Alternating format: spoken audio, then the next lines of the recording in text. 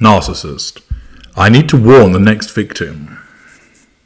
Hello, I'm H.G. Tudor. You got drawn into a relationship with somebody and it started off brilliantly. You were happy, elated, in love. It then went wrong, horribly wrong. The things you both liked, they didn't like any longer. The things that they said that they loved about you, they started to criticize. You had suspicions that they were cheating. There were periods where you didn't know where they'd gone, and they gave no cogent explanation as to their absences. They didn't help you in the way that they once did. They didn't find the joy and excitement in the things that you enjoyed. They started to make nasty comments about you, your family and your friends, criticizing the various choices that you've made in your life. Perhaps they started to hit you. Might be that they locked you out of your own home, that they flirted with people in front of you. Eventually, they dumped you.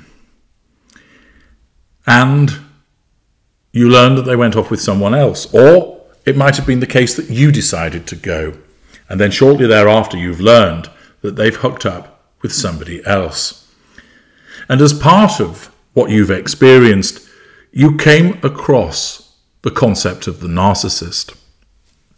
Preferably, you accessed my work to give you the best understanding that you can have of the topic. And you've delved deep, you've read the books, you've watched my videos, you've accessed the knowledge vault. And in so doing, you've appraised yourself with so much information about narcissism, you feel like you have a degree in the topic. And now, there is a voice that's saying to you, you need to warn this new victim. If only someone had come along and told you what you were getting yourself into, you would have been saved the heartache, the misery, the bruises. You'd have avoided wasting that money. You'd have avoided wasting the countless hours of worry and perplexion at what was going on. You would have been able to avoid going round and round in circles as you tried to fathom out what was going on. You would have avoided the hours talking to your family and friends, trying to make your way through the labyrinth of the mind of the narcissist. If only somebody had warned you.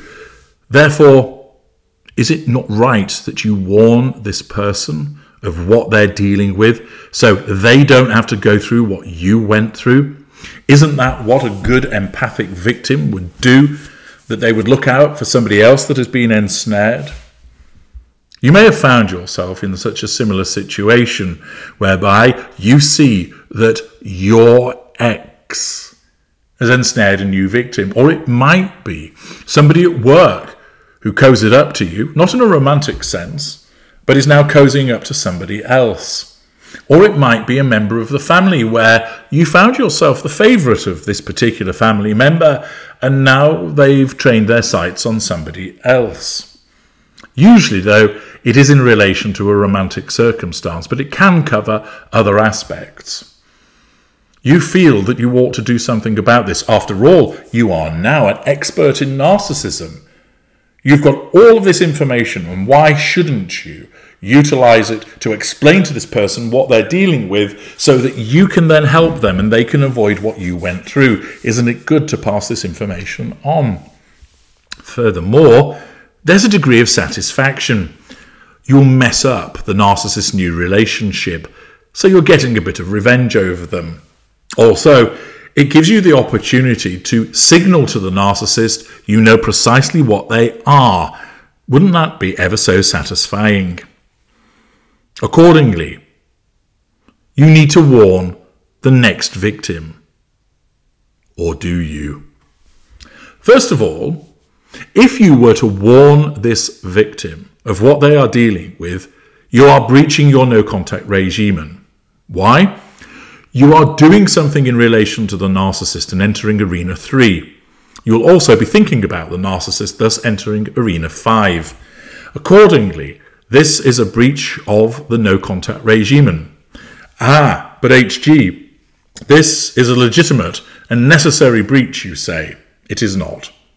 You see, if you do this, you will enter two arenas which will result in your emotional thinking rising. And it is invariably the case that you learn that the narcissist is with a new victim fairly soon after your own disengagement or escape.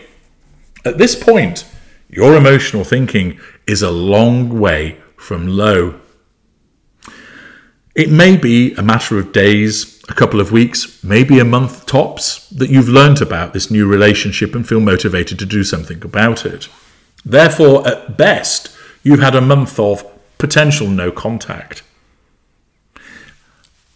Even in those early stages, you probably still would have been speaking about the narcissist with other people and thinking about the narcissist, even if you've stayed away from the narcissist, you haven't communicated with the narcissist, and you haven't been doing anything in relation to that narcissist.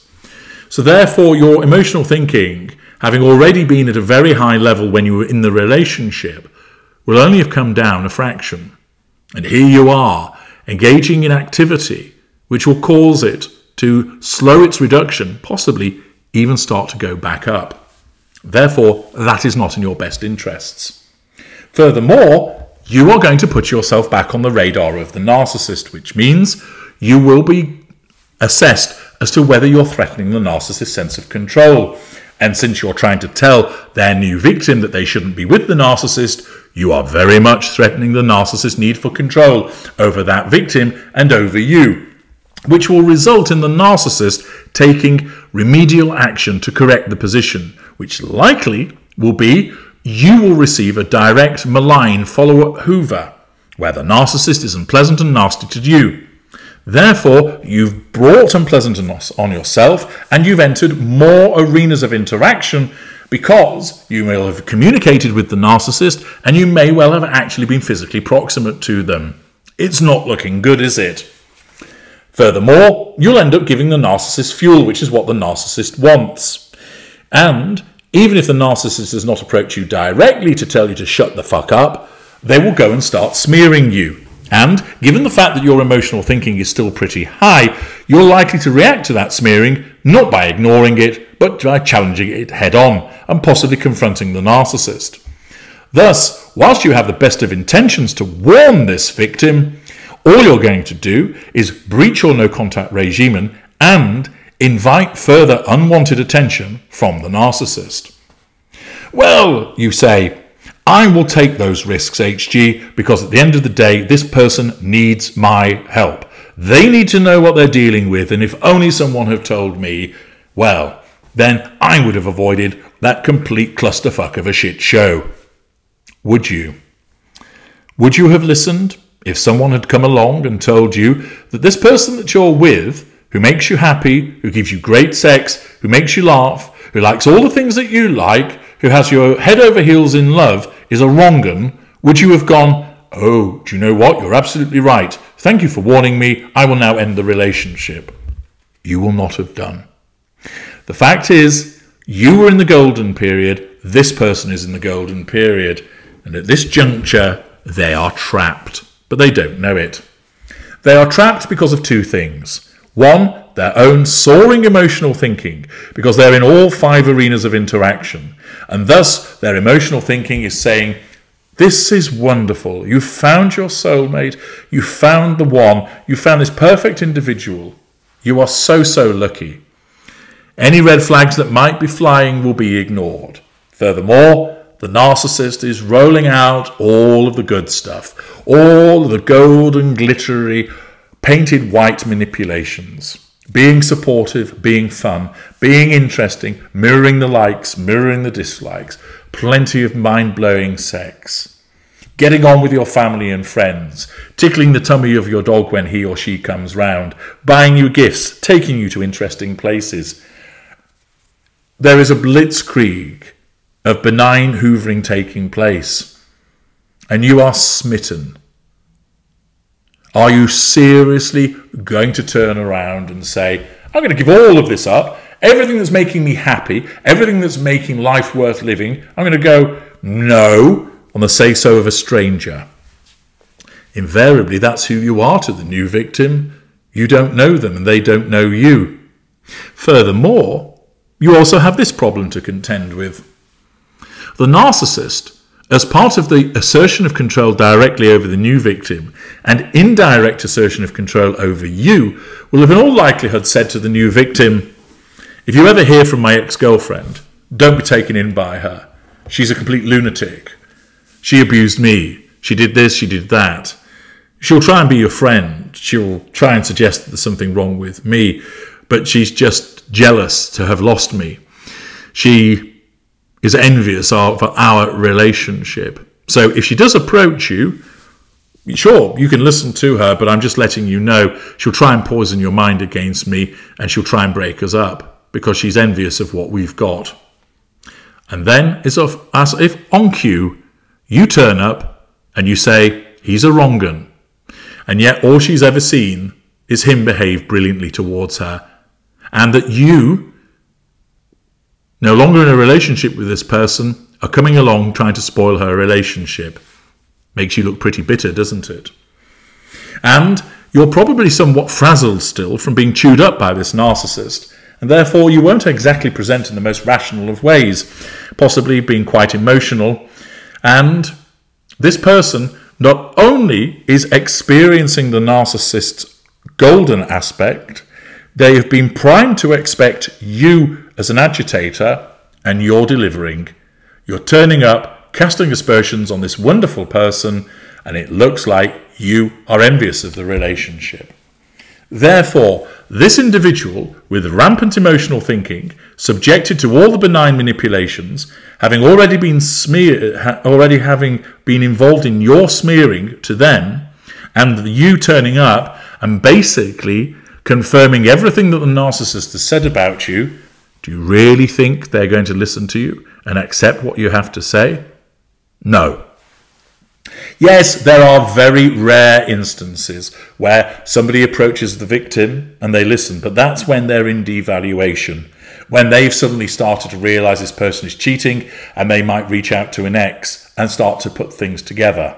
But if you try and warn the victim in the early stages whilst the golden period is going on, you will not be believed. You will invite further attention from the narcissist. You will be malign hoovered or smeared. You will come up against an individual who has rampant emotional thinking, who's enjoying the golden period and has already been briefed about what a troublemaker you are. All you'll do is breach your no contact regime and delay your own progress, possibly even set it back, and invite more horrible behaviour from the narcissist and quite possibly the new victim as well, as they become a lieutenant of the narcissist.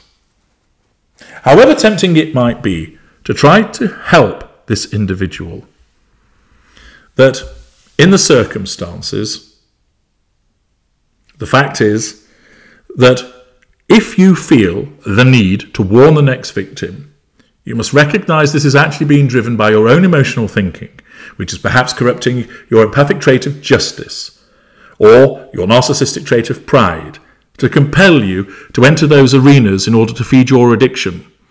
Not only is it going to work against your best interests, but for the reasons that I've set out in detail, you're not going to succeed with your warning, and therefore do not bother. I'm HG Tudor. Thank you for listening.